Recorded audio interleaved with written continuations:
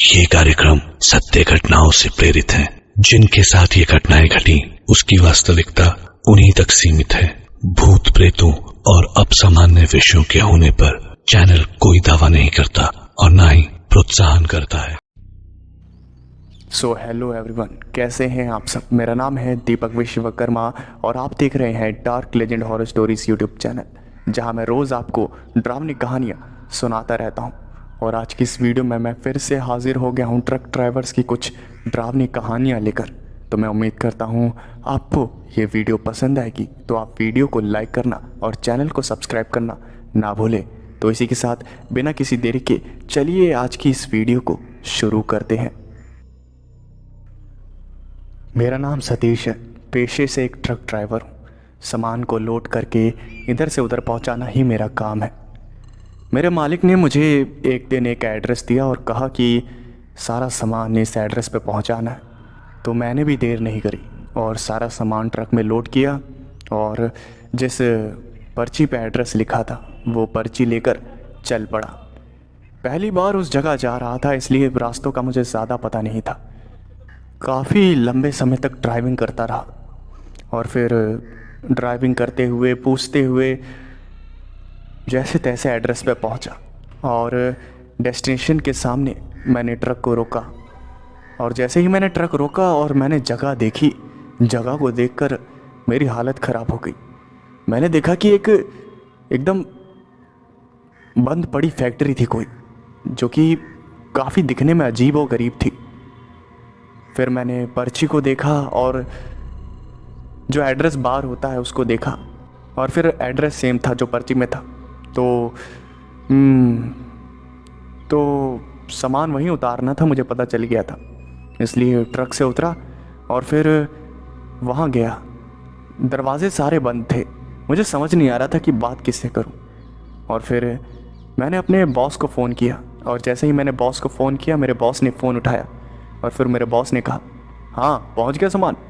और फिर मैंने अपने बॉस से कहा, जी सर, आपने जो पता दिया था मैं वहाँ पहुँच चुका हूँ, लेकिन यहाँ बात किससे करनी है, यहाँ तो सारे दरवाजे बंद हैं। और फिर मेरे बॉस ने कहा, अरे कोई ना कोई तो होगा ही, वहाँ माल डिलीवर कर दे और आ जा। मैंने कहा ठीक है। और फिर कुछ देर इंतज़ार किया और इधर उधर घूमता रहा, लेकिन कोई मिला ही नहीं। और फिर मैंने वापस से बॉस को कॉल किया और फिर मेरे बॉस ने कहा, अरे यार वहीं बैठा रहा, कोई ना कोई तो आएगा ही और बिना माल उतारे मत आइयो। और फिर मैंने बॉस से कहा, ठीक है मालिक, नहीं आऊँगा, सामान उतार के ही आऊँगा। और फिर मैंने फ़ोन को रख दिया और अब तो पता चल गया कि बिना सामान उतारे तो जा नहीं सकता। तो वहीं इंतज़ार करने लगा। धीरे धीरे अंधेरा हो गया और रात हो गई। मेरा दिमाग ख़राब होने लगा। मैंने वापस से बॉस को फ़ोन किया और फिर मेरे बॉस ने मुझसे कहा, हाँ वो जो फैक्ट्री का मालिक है वो कुछ ही देर में आता होगा, तू बस वहीं इंतज़ार कर। और फिर मैंने कहा ठीक है। मैंने सोचा क्यों ना ट्रक में ही लेट लिया जाए थोड़ी देर, जब कोई आएगा तो ट्रक देखेगा तो आके पूछताछ करेगा तो बता दूंगा कि सामान उतारना है। इसलिए मैं ट्रक में जाकर लेट गया और देखते ही देखते वक्त बीतता गया और अंधेरा बढ़ता गया। अंधेरा बढ़ने की वजह से मुझे चिंता हो रही थी कि क्या इतनी रात को कोई आएगा भी। फिर मैंने अपने बॉस को फ़ोन किया और फिर मेरे बॉस ने वही जवाब दिया। और फिर इंतज़ार करते करते मैं ट्रक में ही सो गया। और तभी रात को तकरीबन 12 बजे थे। 12 बजे ही किसी ने ट्रक का दरवाज़ा खटखटाया और मैं उठ गया। उठते ही मैंने शीशा नीचे किया और पूछा, क्या आप ही हैं इस फैक्ट्री में काम करने वाले? और फिर उस आदमी ने हाँ में सर हिलाया। और फिर मैंने उस आदमी से कहा, अरे भाई कैसे काम करते हो यार, कम से कम फैक्ट्री पे तो रहा करो। पूरी फैक्ट्री बंद करके पता नहीं कहाँ गायब हो तुम। पता है कितने घंटों से इंतज़ार कर रहा हूँ मैं यहाँ पर। यहाँ मेरे बॉस ने मेरी जान खा रखी है। उसने कहा है कि बिना सामान उतारे आना ही मत, तब से यहीं बैठा हुआ हूँ। और फिर उस आदमी ने कहा और फिर मैंने उस आदमी से पूछा, बताओ कहाँ उतारना है सामान? और फिर उस आदमी ने मुझसे कहा, सामने उतार दे। और फिर मैंने कहा ठीक है, सामने उतार देता हूँ। मैं सामान को उतार ही रहा था, तभी अचानक से मुझे चक्कर आने लगे और मैं बेहोश हो गया। और मेरी आंखें खुली तो मैंने देखा कि मेरे हाथ पैर जंजीरों में बंधे हुए थे और मैं किसी कारखाने जैसी जगह पर था जहाँ पर ढेर सारी मशीनें लगी हुई थी। मैंने आसपास का नज़ारा देखा तो मेरी हालत ख़राब हो गई। मैंने अपनी हालत देखी और फिर आसपास का नज़ारा देखा। मेरे मुंह से चीख निकलने ही वाली थी, तभी वहाँ एक आवाज़ गूंजी। चिल्लाना नहीं, चिल्लाना नहीं, चिल्लाने का कोई फायदा नहीं, कोई नहीं आएगा यहाँ, समझा? इसलिए चिल्लाने का कोई फायदा नहीं। अगर तूने जरा सी भी आवाज करी तो अपनी जान से हाथ धो बैठेगा। अब आगे तू ही समझदार है, तुझे चिल्लाना है तो चिल्ला और अपनी आखिरी सांसें गिन ले। मुझे तो कुछ समझ ही नहीं आया कि मैं तो अभी कुछ ही देर पहले सामान उतार रहा था फैक्ट्री के बाहर, अचानक से ये कहाँ आ गया। मैं मदद के लिए चिल्लाना तो चाहता था, लेकिन उस आवाज़ ने मुझे साफ चेतावनी दे रखी थी कि अगर मैं आवाज़ करूँगा तो मेरा मरना तय है। इसलिए मैंने कोई आवाज़ नहीं करी। मैं आसपास देखने लगा कि आखिर क्या करूं, कुछ समझ ही नहीं आ रहा था। मेरी अकल पे जैसे पर्दे पड़ गए थे। तभी वहाँ मुझे किसी के कदमों की आवाज़ आई और उस कदमों की आवाज़ से मुझे पता चल गया कि कोई भारी भरकम इंसान है। कदमों की आवाज़ आते ही मैं चुपचाप जहाँ था वहीं पड़ा रहा। मुझे पता चल गया था कि जिसकी वो आवाज़ थी वो इंसान यहीं आ रहा है। तभी मैंने किसी के जूते देखे, क्योंकि मेरा सर नीचे की तरफ था, और उस आदमी ने मुझसे कहा, जैसे देख रहा है वैसे ही देखता रहे, अगर ऊपर देखा तो तेरी गर्दन उड़ा दूंगा, समझा? और उस आदमी के हाथ में एक काफ़ी खतरनाक तलवार थी जिसको उसने मेरे गले पर रख दिया। और जैसे ही उसने मेरे गले पर तलवार रखा तब तो मेरी हालत बद से ज़्यादा बदतर हो गई। उसने मुझसे कहा, अगर तुझे यहाँ से जिंदा निकलना है तो मेरी बात चुपचाप सुनता रहियो, वरना तेरी मौत यहीं हो जाएगी, समझा? और फिर मैंने हाँ में सर हिलाया। और फिर उस आदमी ने कहा, सुन मेरी बात, अगर तुझे इन जंजीरों से आजाद होना है, वो देख सामने एक आरी रखी हुई है, उससे अपने पैरों को काट ले और चला जाए यहाँ से। मेरी तो रूह ही कांप गई। वो कह रहा था कि आरी से अपना खुद का ही पैर काट लो, जिसे सुनने के बाद मेरी तो जानी हलक में आ गई थी। वो आरी मुझसे ज़्यादा दूर नहीं थी और फिर मैंने सोचा क्यों ना इस आरी से उठाकर इस आदमी के पैर पे ही वार किया जाए। और फिर उस आदमी ने मुस्कुराते हुए कहा, मुझ पर वार करने का कोई फायदा नहीं,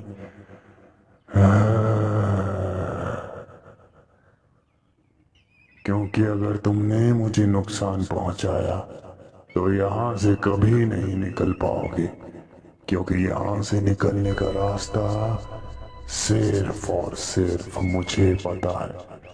और अगर तुमने मुझ पर वार किया तो मैं अपनी जान दे दूंगा, लेकिन मुझे उस बात का कोई गम नहीं होगा, क्योंकि तुम तो यहीं सड़ के मरोगे।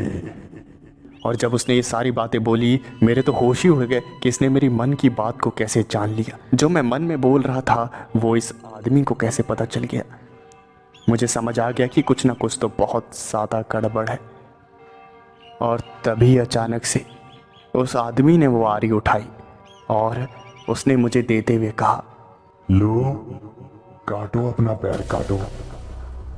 और फिर मैंने ना में इशारा किया और फिर उस आदमी ने हंसते हुए कहा, अरे क्यों डरते हो? पैर ही तो काटना है। देखो मैं तुम्हें बताता हूं।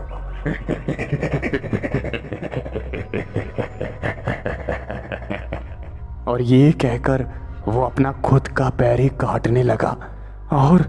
और ये देखकर मेरी तो मानो रूह ही कांप गई थी। मैं ज़मीन की ओर देख रहा था। ऊपर देखने से उसने मना किया था, लेकिन उसने मेरी आंखों के सामने ही अपने पैर को काट कर अलग कर दिया और अपने कटे हुए पैर को मुझे दिखाते हुए बोलने लगा, देखो देखो देखो कितना आसान है, ऐसे ही तो काटना है। लो लो तुम भी काटो। और उसने खून से सनी हुई आरी को मेरी तरफ बढ़ाया, जिसे देखकर मैंने अपनी आंखें बंद कर ली। और फिर उस आदमी ने मुझसे कहा, अरे क्यों घबरा रहे हो भाई? चलो कोई नहीं, मैं वापस करके दिखाता हूँ। हाँ देखो बड़ा आसान है। ये आरी ली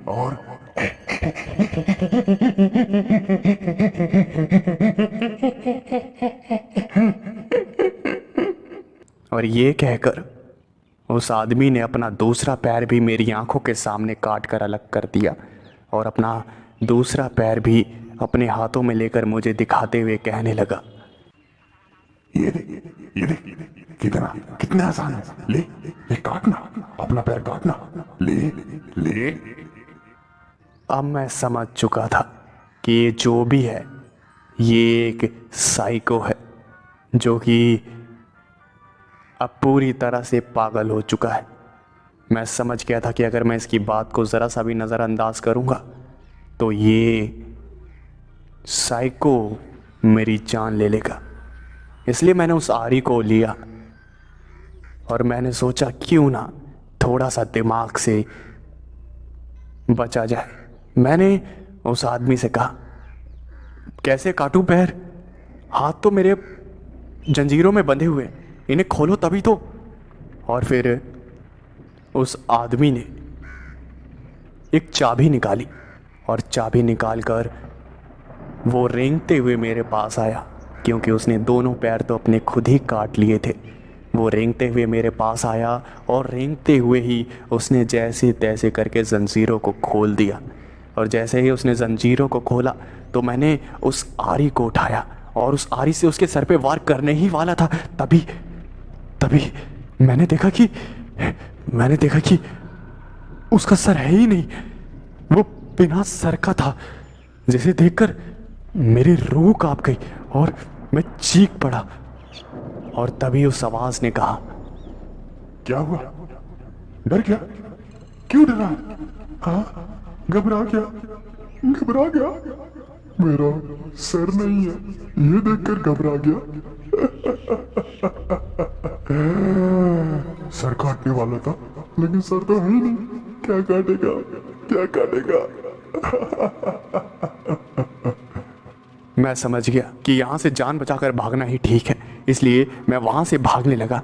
और तभी मैंने देखा कि उसके पैर ना होने के बावजूद भी वो चल पा रहा था और वो बिना पैरों के ही हवा में उड़ते हुए मेरा पीछा करने लगा और चिल्लाते हुए मुझसे कहने लगा, बचने का कोई फायदा नहीं है, तुम्हें मरना पड़ेगा, तुम्हें अपनी जान देनी पड़ेगी। मैं इतना ज़्यादा घबरा गया कि वहीं पर गिर गया और वो आदमी मेरे पास आया। उस आदमी का सर नहीं था। और फिर मैंने उस आदमी से कहा, देखो मुझे छोड़ दो, मेरी क्या गलती है? मैंने तो मेरा क्या बिगाड़ा? मेरी तो कोई गलती नहीं है ना, मुझे क्यों पकड़ा है तुमने?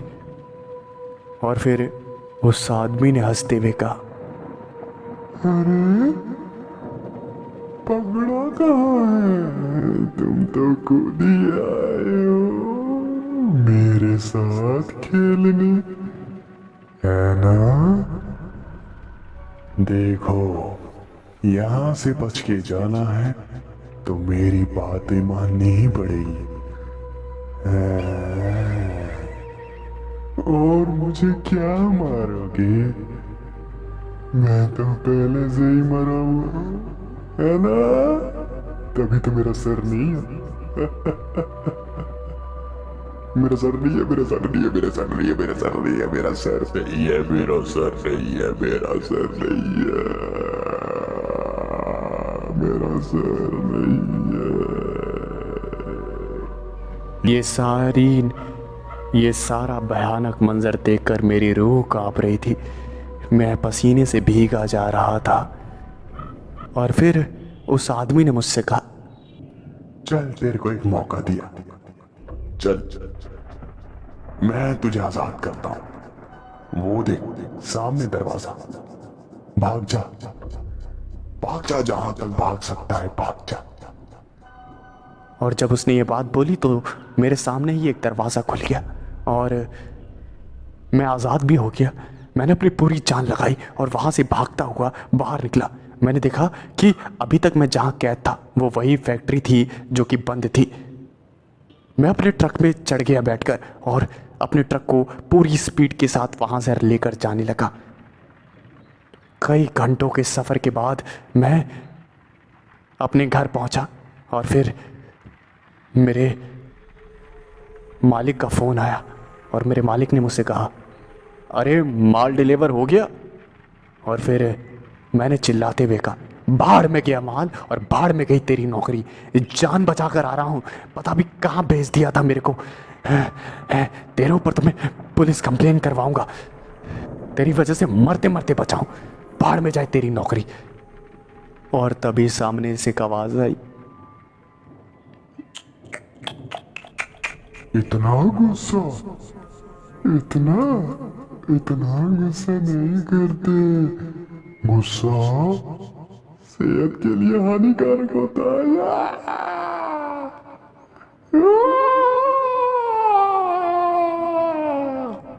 और तभी मुझे एक जोर का झटका लगा और मेरी आंखें खुली तो मैंने देखा कि मैं अभी भी वहीं पर फंसा हुआ हूँ, उसी भयानक फैक्ट्री में। और वो बिना सर वाला आदमी बिना पैरों के मेरे सामने हवा में उड़ते हुए मुझे परेशान कर रहा था। उसका सिर्फ एक ही कहना था, ले अपना पैर काट ले और मैं तुझे जाने दूंगा। काट के दिखाया ना तुझे 2 बार, अपना पैर सीख गया होगा। काटना, अपना पैर काटना। मैं अपनी किस्मत को कोस रहा था कि मैं आखिर कहाँ फंस गया। और एक बार के लिए मैंने अपने दिमाग का संतुलन ही खो दिया। मैं राज़ी हो गया अपना पैर काटने के लिए।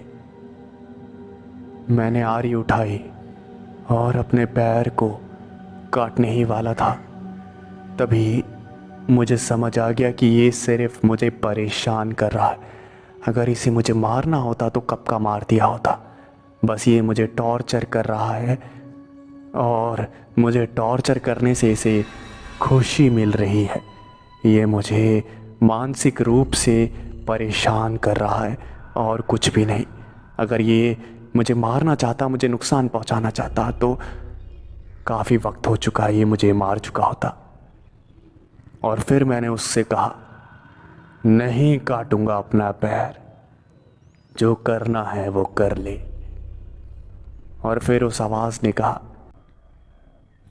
क्या? क्यों नहीं काटेगा? काटना पड़ेगा, तुझे काटना पड़ेगा, समझा? काटना पड़ेगा अपना पैर, काटना ही पड़ेगा। काफ़ी घंटों तक वो मुझे परेशान करता रहा, मुझसे उल्टी सीधी बातें कहता रहा। लेकिन मुझे समझ आ गया था कि अगर मरना होगा तो चैन से मरेंगे। इसलिए मैंने अपनी आंखें बंद कर ली और उसकी बातों को सुनना भी बंद कर दिया। वो चीखता रहा, चिल्लाता रहा, पागलों की तरह हंसता रहा, लेकिन मैंने उसकी बातों पे ध्यान नहीं दिया। मुझे पता था कि इसे सिर्फ मुझे टॉर्चर करना है, इसलिए मैंने उसके टॉर्चर को ही इग्नोर करना शुरू कर दिया और अपने मन में ऊपर वाले को याद करने लगा। मैं बचपन से ही हनुमान जी को बहुत मानता था और मैं समझ गया था कि अभी मुझे अगर किसी की ज़रूरत है तो वो है हनुमान जी की। मैंने आंखें बंद करके उन्हीं का ध्यान करना शुरू किया और मन ही मन हनुमान चालीसा पढ़ना शुरू कर दिया और धीरे धीरे मैं वापस बेहोश हो गया। सुबह मेरी आंख खुली और मैंने देखा कि मैं अपने ट्रक में ही सोया पड़ा था और मैं ट्रक से दरवाज़ा खोलकर बाहर निकला और फैक्ट्री की तरफ देखने लगा। फैक्ट्री पूरी तरह से बंद और जली हुई पड़ी थी। रात में जितनी वो डरावनी दिख रही थी उतनी सुबह भी थी। तभी मुझे पीछे से एक आवाज़ आई, ओ हेलो, ओ ट्रक वाले भैया, आप ही सामान लेकर आए हो क्या? मैं आपका कब से इंतज़ार कर रहा हूँ। आप तो कह रहे थे कि मैं एड्रेस पे पहुँच गया हूँ, लेकिन मैं तो फैक्ट्री के बाहर ही खड़ा हूँ कब से। और फिर मैंने कहा, अरे आपके चक्कर में मरते मरते बचा हूँ। यही है ना आपकी फैक्ट्री? हाँ, यही वाली है ना फैक्ट्री, ये सामने ये बंजर सी बेकार खटारा फैक्ट्री? हाँ। और फिर उस आदमी ने कहा, अरे नहीं, आपको कोई गलत फहमी हुई है, मेरी फैक्ट्री तो थोड़ी आगे है, आपको एड्रेस तो दिया था ना मैंने पूरा। और फिर मैंने वो पर्ची जेब से निकाली और उस पर्ची को निकालकर मैंने देखते हुए कहा, अरे यही है ना, यही एड्रेस तो है, ये देखो इस बिल्डिंग पे भी वही एड्रेस। और जैसे ही मैं ये बोलने वाला था मैंने देखा कि उस बिल्डिंग पे कोई एड्रेस का प्लेट है ही नहीं। तो वो क्या था जिसे मैंने रात में देखा था। और फिर उस आदमी ने कहा, भाई साहब, क्या आपने रात के वक्त इस फैक्ट्री के सामने रात बिताई? और फिर मैंने कहा, हाँ, और ये मेरी ज़िंदगी की सबसे भयानक रात थी। और फिर उस आदमी ने मुझसे कहा, हे भगवान, आप भी उस बिना सर वाले इंसान का शिकार बन गए।